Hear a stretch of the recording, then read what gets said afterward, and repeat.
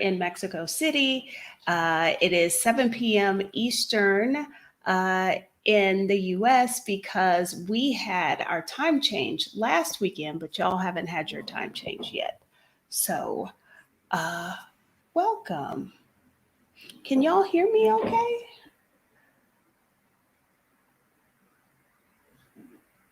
I hope. Okay. My little counter that shows how many people are watching the live was like at zero, but I see all these comments over here. So I was confused. Okay. So, welcome everybody to today's live. Today is November 3rd. We just wrapped up Dia de Muertos celebrations here in Mexico City as well. And so I thought I'd come and kind of share what it has been like and answer your questions about the festivities, the activities, that sort of thing. So welcome everybody. Thank y'all for joining me. If you've got questions, of course, drop those in the chat. If you are new or you are watching this on the replay, welcome, bienvenido. I am Adelia Borchade, and I've been an expat for 5 years, and I am a financial educator who helps other women live the life that they want by mastering their financial situation so that they can move abroad, travel the world, or do whatever they want. If those topics are of interest to you, be sure to subscribe to the channel. I got caught off guard by Rashida's comment.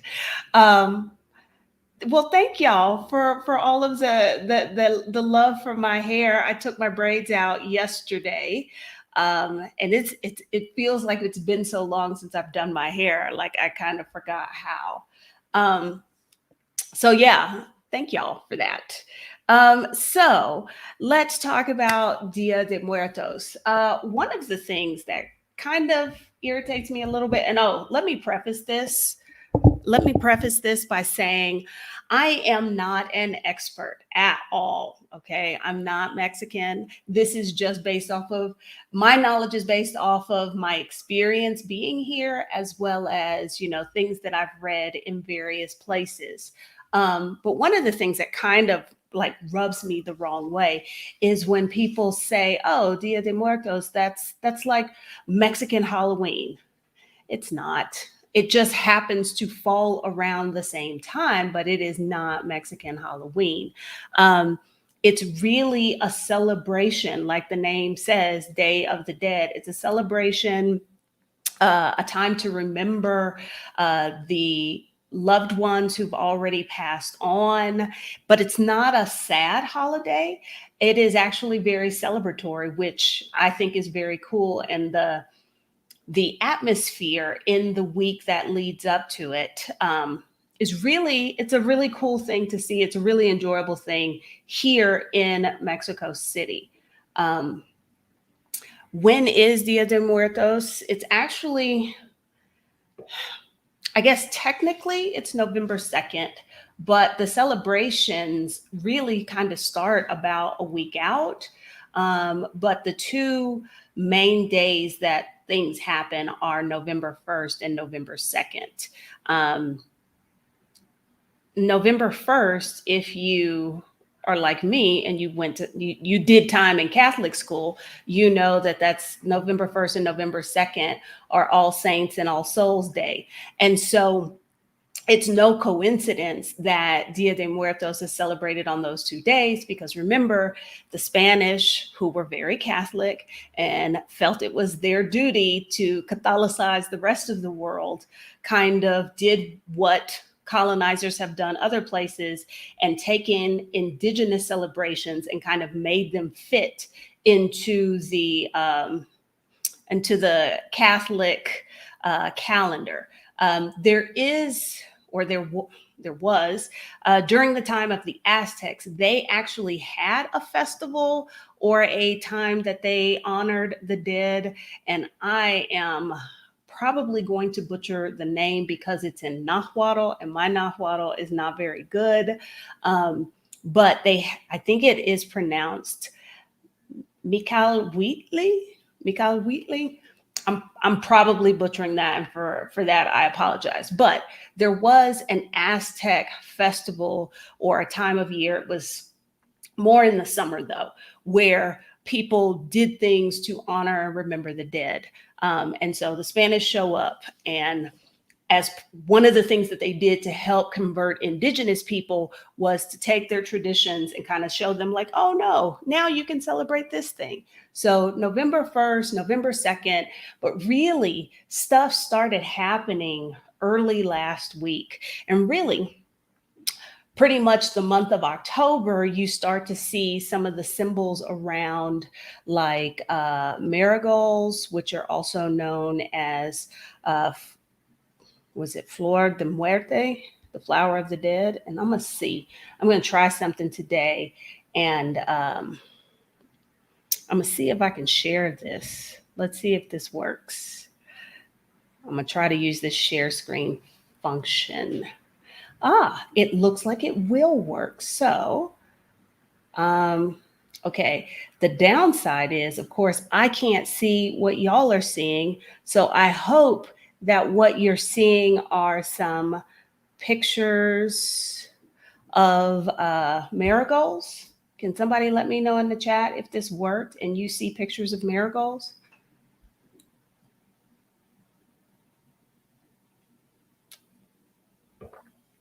Yes, no, anybody?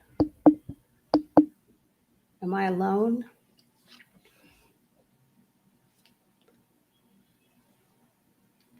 Okay, so y'all do see them? Okay, perfect, perfect. So, really, starting early October, you start to see the marigolds around. Um, those flowers are actually, they actually date back to the Aztec. They've been raised here in Aztec culture. I believe they represented the sun. So they were already a part of the culture here, and that kind of morphed into something that you use during Day of the Dead celebrations. The Day of the Dead celebration that we see now, that didn't really exist in Aztec times. It's very much the celebration and the holiday we have now is very much a mix of some traditional things, some things that were adopted from Catholicism, and then there's some brand new stuff that people are just making up. This is another symbol that you see a lot, the Katrina. This was published, I think the first time it was published was like around the beginning of the 20th century, basically kind of making fun of rich people. And, you know, it then got to be adopted as a symbol for Day of the Dead. You know, papel picado, the banners that you see those strung up everywhere. You can customize them. And then, of course, like sugar skulls. These are things that we see that started popping up all over the city, probably at the beginning of October. So let's see if I can come back to y'all. Aha, there I am. Um, so yeah, so but really the big celebrations kind of started Sunday night this year, which was Halloween night. Halloween is celebrated here in my building. We had trick or treating. Um, and even on Monday night, November 1st, there were still kids dressed in costumes carrying around buckets. And even last night on November 2nd, I saw more of that. Okay. Now, on November 1st, if you're Catholic, I believe for you, that's All Saints Day. But here, that is Dia de los Angelitos. It's like the Day of the Little Angels. So people go to, one thing people can do is go out to the cemetery for midnight November 1st. So that would be the night of October 31st to the morning of November 1st. And They decorate the graves of, children who've passed. Maybe they put up an ofrenda. That's very popular to see. People have those in their houses as like a altar. I think I have some pictures of those. I did that on Monday. I took a tour. I booked it maybe 2 months ago because I wasn't sure what was going to be open this year. Last year, this time, the COVID situation in Mexico City was not great. So much so that the city like padlocked the cemeteries around town so that families couldn't go and decorate graves and that sort of thing. And therefore tourists couldn't go. And so I booked this tour in August. And really, now that I think about it, the description was not great. It didn't give me lots of details, but I was looking for some way to observe the tradition because I didn't know if there would be a parade or what have you. So I did the tour Monday night. It started at 6 p.m. and it went till about midnight. And the first stop on that tour was to a local cemetery here in Mexico City. And I'm gonna see if I can show y'all some pictures that I took while I was at the cemetery. Because now I will tell you, the decorations that happen in the cemetery here are not as fancy. Like this picture right here is from, I believe, Michoacan. This is like in another part of Mexico. I didn't see anything this fancy, this elaborate. This is a picture of an ofrenda from my tour. This was not at the cemetery. This was in a part of Mexico City called Xochimilco. It's in the far south. There are still canals and what are called chinampas. These are artificial islands that the Aztecs built and they used to farm on. And so as part of my tour, we took a ride in the canal, and then we got off on one of the chinampas on one of the islands, and they had an ofrenda set up, and they also had mariachis and music, and it was very, very festive. I think that's one thing that is maybe a surprise for some people when they come. And the celebrations here are not, it's not a sad thing. You'll notice the use of the marigolds or simple suchils. I told y'all my Nahuatl is not good.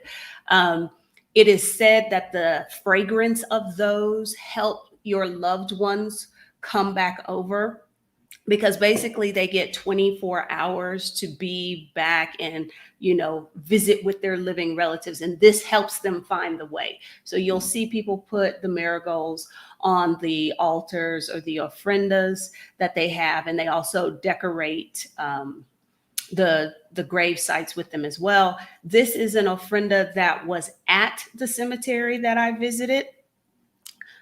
So you'll see lots of marigolds, there's food, there's candy, there's drinks. These are pictures from the cemetery. It was Panteon San Jose, I believe, is on the east side of town. Like I said, you can see it's not super elaborate, but there were families out there. They were playing music. They had pictures of their loved one. They had food. So kind of festive. And these are more pictures from the cemetery. These are some pictures from the parade. This is a more modern thing, not something that is traditional at all. This particular parade did not exist until, when did that James Bond movie come out? Because that's what it's based on. There never was a Day of the Dead parade in Mexico City. And the opening scene of, I can't even think of the name of the movie. It's set in Mexico City, and there's a Day of the Dead parade in the background. Well, the next year after that release, tourists started showing up to Mexico City and were like, well, when's the parade? And so the city decided, like, okay, let's have a parade. So they've been doing it like 5 or 6 years, I think. Um, but that's not like a super traditional thing. Um, Thank you, Evan, for the super chat. I've been living and working in Juarez with a news agency. Thank you so much. Okay. So yeah, I'm going back to see if y'all had any questions. Did we lose sound? Can y'all hear me? Okay. All right. I'm going back to see if there were any questions. All right. So yeah. So the things that people do, of course, there's the visits to the cemetery. November 1st is the Day of the Angels. November 2nd, that is Dia de los Difuntos. That's for the spirit of the adults. A similar kind of thing. You decorate the gravesite. Lots of laughing, remembering, playing games, drinking, like hanging out, and pouring one out for the homies, kind of a thing. What else did I want to talk about? Okay, so here in Mexico City, there were lots of events. There were the big events like the parade we went to. There was a mega ofrenda in the Zocalo, which is the very big square in the center of downtown in Mexico City.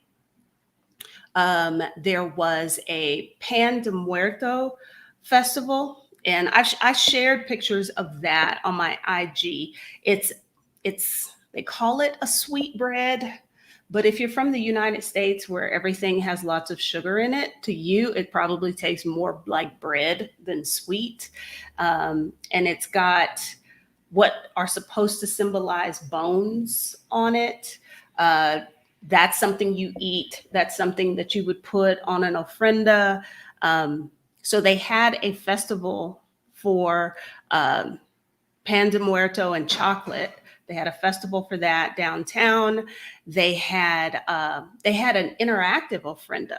So an ofrenda is like an altar. So let's say there's somebody you miss, somebody that you've lost. At the interactive ofrenda that they had in Plaza Tulsa, you could go and add your picture to that ofrenda. Each of the alcaldías in the city, Mexico City, remember, is kind of like a state. And it sort of has about 16, what if you're in the US would be the same as counties. Each one of them then would have a ofrenda and some kind of activity. So if you're ever coming to Mexico City and you're like, well, what do I do for Day of the Dead? What are the activities? It depends. You can participate in the big citywide events, or you can participate in the events in the county or in the alcaldía. So you hear a lot of people talk about Coyoacan, which is where Frida Kahlo's Blue House is located. Down there, they had a pretty substantial set of events. I didn't get down there. I tried to participate in some of the bigger city events that I had never done before. So there are lots of events in various government buildings, various museums. There will be ofrendas set up that you can visit. I don't know if y'all followed my Instagram stories at all, but let's see. Rashida and I were trying to do the parade. And like I said, it's not really a traditional thing. Everybody knows it's a made up parade, but people still go because, parades are fun. It was supposed to start at noon. It started downtown and it started downtown in the Zocalo and was going to basically go up Paseo de la Reforma. That is like the main the main drag in Mexico City. Anytime, it's like Main Street. It's an area that has lots of businesses, fancy hotels, but it's also kind of like Times Square in New York. Like anytime there's something big to celebrate, people go to Paseo de la Reforma. That's where the Angel is. And so that's always like a center of celebrations here. So it went there all the way out to Bosque de Chapultepec, which is a very big park that I believe is like 10 times the size of Central Park. So this year, because of the pandemic, they made the route longer in an attempt to keep the crowds down. Now, after the fact, I was reading an article that says 1 million people were at the parade. I'm not surprised. Remember, Mexico City has 21, 22 million people in it. But I don't know, it's the middle of a pandemic. I don't like crowds. So we were trying to come up with a game plan for where should we go to see it, that sort of thing. Like, how early do we need to get there? The parade started downtown at 12. What time should we be there? We were told by some people who've done it before that we needed to be in place by 10. We kind of aimed for 11. We were probably, because we ended up in a spot right by the Angel, which was probably about halfway, a little bit more than halfway on the route. And it took an hour for the first part of the parade to reach us. So had we got out there at 10, we'd have been standing around for a really long time. But if you want to know a secret, I think the best way to do the parade is from a balcony, preferably one that's got drinks. Am I going to the parade next year?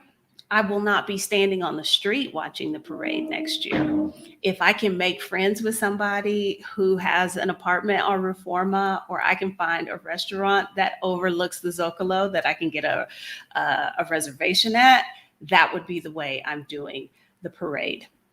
I will say, given that we are in a pandemic, the vast majority of the people had on their mask, keeping safe distance as best they could, given how many people were there. So that part wasn't as bad as I thought it would be. It probably did start late. I can tell you one thing I did not love. Okay, so the parade was supposed to start at 12. The people sitting in front of us actually were watching the beginning of it on their cell phone. So we're looking over their shoulder, looking at that. The first act gets to us at 1, and then we don't see anything else for a whole nother hour. And then when the parade got to us, it might have lasted 30, 45 minutes. It was not a very big parade, especially being from the US, where parades can be these really grand things. This was not, but it was still fun. It was still fun. Kids were in costumes. Lots of people had their face painted with the Katrina makeup, or they had flower crowns. Like, it was very festive. It was very cool. Like, it's not like Mardi Gras parades where like people are ready to squab. It was very cool. Everybody was getting along, having a good time. And then even after it was over, where everybody's walking out in the streets trying to get their pictures, because down the middle of Paseo de la Reforma, they've planted a bunch of marigolds and everybody wants to get their picture and all that. So it was very festive. It was fun. I'm glad we went, but do I need to do it again next year? No, I don't. Like I said, if we can find a balcony somewhere, I'm down for that. If not, I'm going to try and focus on another one of the events. That sounds like it might have been fun. Now, I will say, previous to this year, There are normally two parades, and they are a week apart. The one, the quote unquote Day of the Dead parade, that is the Desfile de Dia de Muertos. Desfile is parade. And then there's usually the mega procession of Katrinas, where it's basically just the parade of Katrinas. Different groups with different kinds of makeup. Maybe the band comes through, but everybody's in Katrina makeup. That parade did not happen this year. Neither parade happened last year. So it was like, if I wanted to do a parade, this was my one shot. And like I said, it was fine, but we got very lucky, and there was a family of 4 in front of us, and then the barricade. They had umbrellas. We were able to rent chairs. Like we lucked up. We were very close to the angel, but the stress of trying to figure out, where do we stand, where do we go, what time do we need to get there? That's too much like work, and I don't want to do that. I wanted to get to the Zocalo to see the mega ofrenda. That did not happen. But I did get to visit various ofrendas around town. Like I told y'all, the tour that I went on took us to a cemetery and here's the thing, it wasn't just people in the cemetery. Outside the cemetery, there were I shouldn't call them concession booths, because they really weren't, but there were lots of vendors. They were selling food, chips. There was music there. Lots of people had on costumes. Apparently, it's a tradition that it looks a lot like trick-or-treating. So basically, if you're a kid here in Mexico City, you can trick or treat on Sunday. On Monday or on Halloween, you trick or treat. On November 1st and November 2nd, as you're out attending these different events, you can still wear a costume and take your little bucket and get stuff. So from a kid point of view, this is a very cool time of year. So didn't do that event.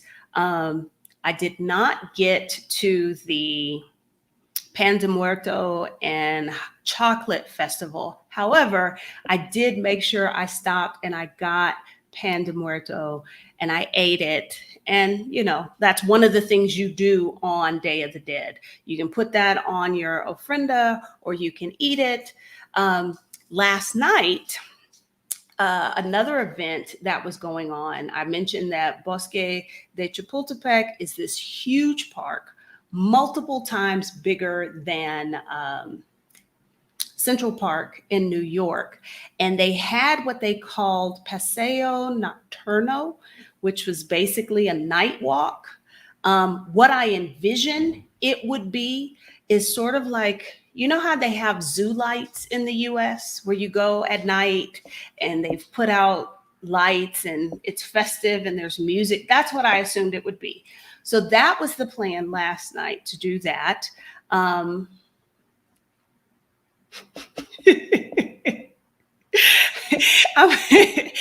Rashida is a mess. Tell me more about the park. How were the lights?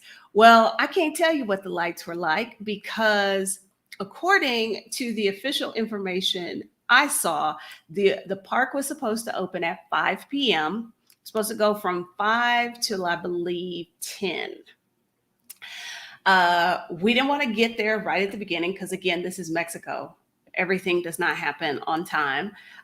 We got there, I think, about 6, and there were, I don't know, 10,000 people in line. I don't know. Y'all, there were so many people in line. The line wrapped and wrapped around. And so we talked to somebody at the front gate, because there actually no one was being let in at 6 o'clock. And we were confused, like, are they only letting in a certain number of people at a time? What's going on? We talked to somebody and they were like, no, doesn't open until 6. We're getting ready to open the gates. Once those people come through, everybody will be allowed in. So we said, okay, we'll come back in an hour. The crowd should die down. 3 hours later, the crowd still had not died down. There were tens of thousands of people there. I did see a picture from inside the event, and it was just wall to wall people. Uh, that's really all I can say is it was wall to wall people.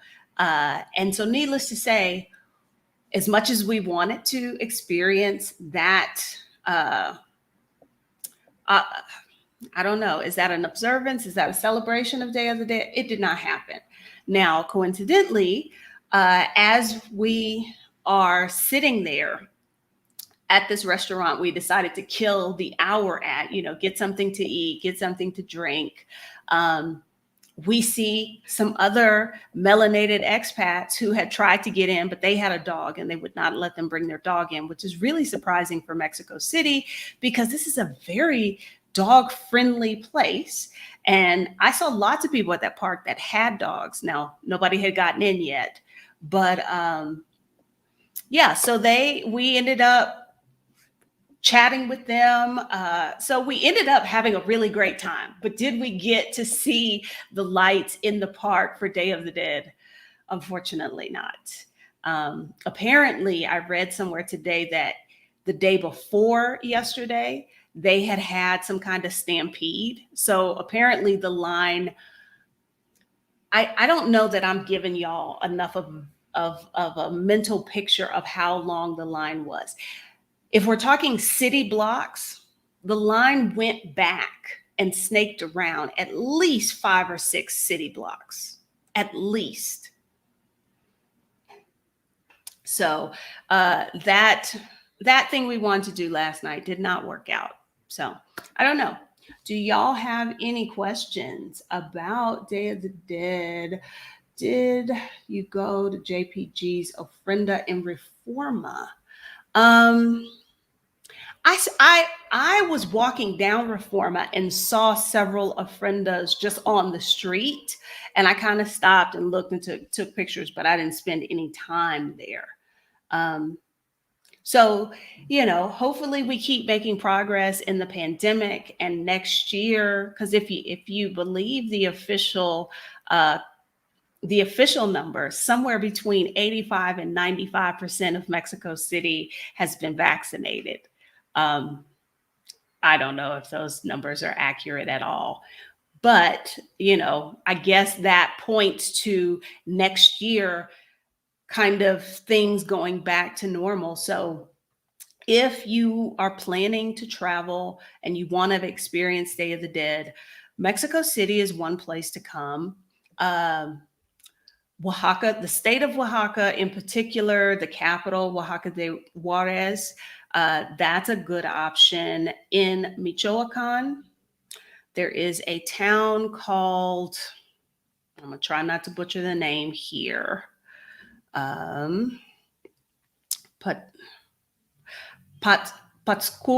Pátzcuaro in Michoacan. And there is a little island there where, when you see those pictures online where there's just tons of cameras and tons of flowers, those are the places you could get more of a really, really traditional experience. But I will tell you to definitely book early on. Like, this is not something you want to do last minute. I think some people got away with last minute stuff this year because of the pandemic, because we weren't sure things were going to be a go. Thank you for mentioning this city, which Mishkuik. Y'all, my Nahuatl is not good. This place is about an hour or so outside of Mexico City and definitely has a more traditional kind of celebration. I've noticed there seems to be people who, like, in the different Facebook groups, somebody would post about, like, well, what is there to do for Day of the Dead? And is there a parade? And then people would get all bent out of shape about how the parade is not traditional, blah, blah, blah. One thing I will say, it is an evolving celebration. It is an evolving holiday. So, cultures change, they adapt as outside things, time changes, things get added to them, they morph, they change. I thought I saw a question here.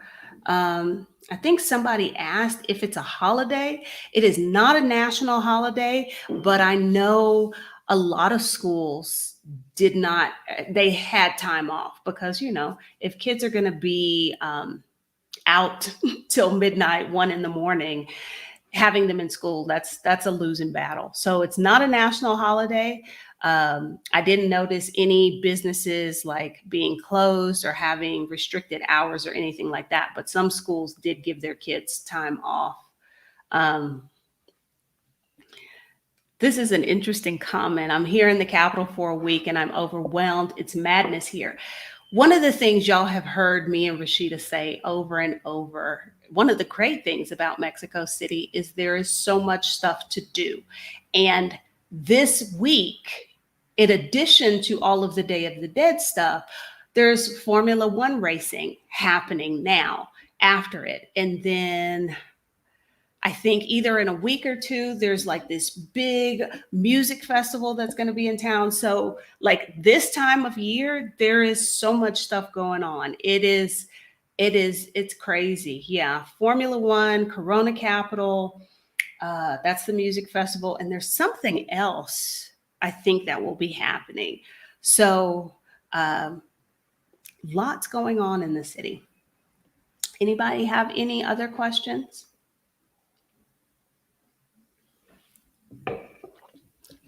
I think my plan for next year is probably to go to Oaxaca so I can have that experience, to compare it to the experience I had here. My big goal this year, I wanted to visit a cemetery because I wanted to see what that experience looks like, how people actually celebrate it. And I knew that in the city, it was going to be a little different than what it would be in rural areas, because really, I think like after the 1950s, the celebration in places like Mexico City changed and they got more, I don't want to say commercialized, but less traditional.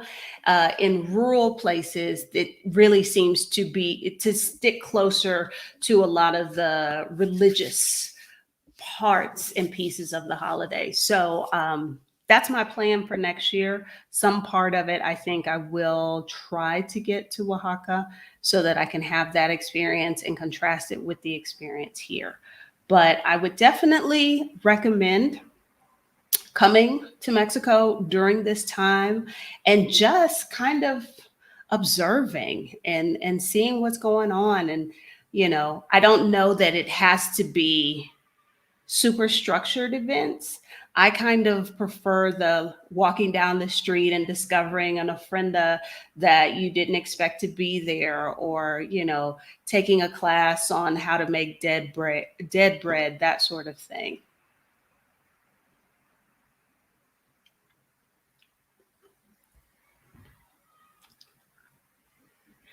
Y'all don't have any questions? That's cool. That's cool. Um, So now, unlike in the US where everybody's gearing up for Thanksgiving, we don't have that. So basically, Christmas starts today. All of the decorations, uh, uh, all of that stuff starts today, this week. Last year this week I put up my Christmas wreath on the door and was like, okay, I'm decorating for Christmas. In December you've got posadas for Christmas, although Christmas Day is not, it's not, I don't want to say it's not as big of a deal, but Christmas and New Year's tend to be celebrated more with family. So there aren't lots of big public happenings.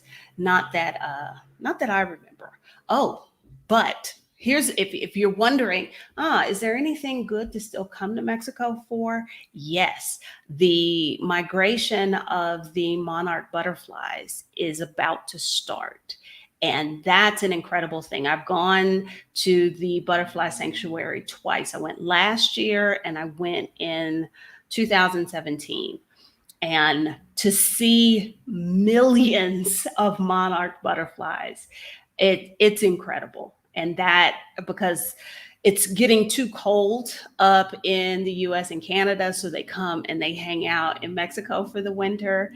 And there is a butterfly sanctuary in Valle de Bravo, which I think is about 3 hours from Mexico City. And then I'm trying to remember, is the other one in Michoacan? Because I've gone to both of them. It was, again, it's like a day trip from Mexico City that you can do. It's very, very cool.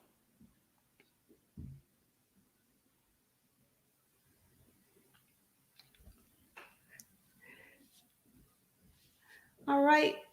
Well, if y'all don't have any other questions, I will let you get back to enjoying your Wednesday.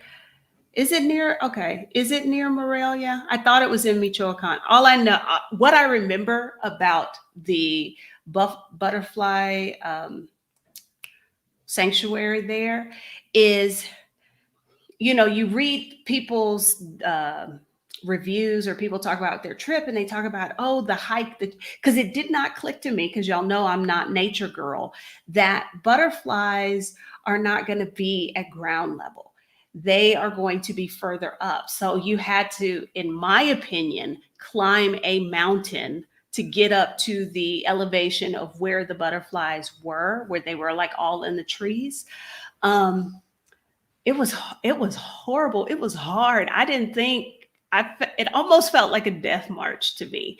So the lesson I learned there is pay the money and use the horse that will take you up, because it basically goes straight up. It's not like a gradual increase in elevation.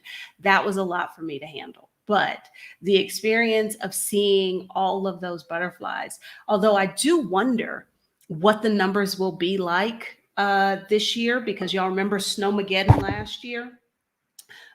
In When the butterflies left Mexico, when they should have been returning to places in the United States like Texas, which had been covered in snow, everything they were supposed to be going there to eat died in that freeze. And so there were some predictions that that would impact the number of butterflies this year. So that'll be interesting to see. But that's an incredible thing. This is a pretty cool time of year here. This time of year around Day of the Dead is one of my favorites. And my other one is in like March, April, when the jacarandas are in bloom all throughout Mexico City. I love those two times of year. Those are my favorites. All right.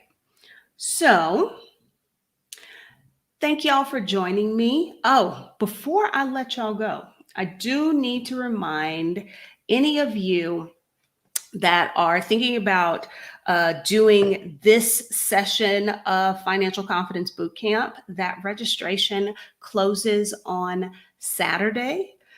We have our first group coaching on this Sunday, November 7th. And this is the last Financial Confidence Bootcamp of the year.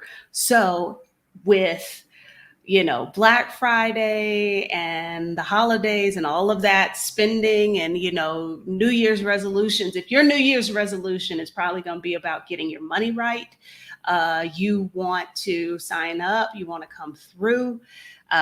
Like I said, the last one offered this year will be this month and starts this weekend. There is a link in the description of this video if you want to sign up. Thank y'all for hanging out with me. I am curious, and y'all can let me know how you feel about me going live on Thursday nights as opposed to Sunday afternoons, if you've got a preference. let me know. But thank y'all for coming out and hanging out with me. Bye, y'all.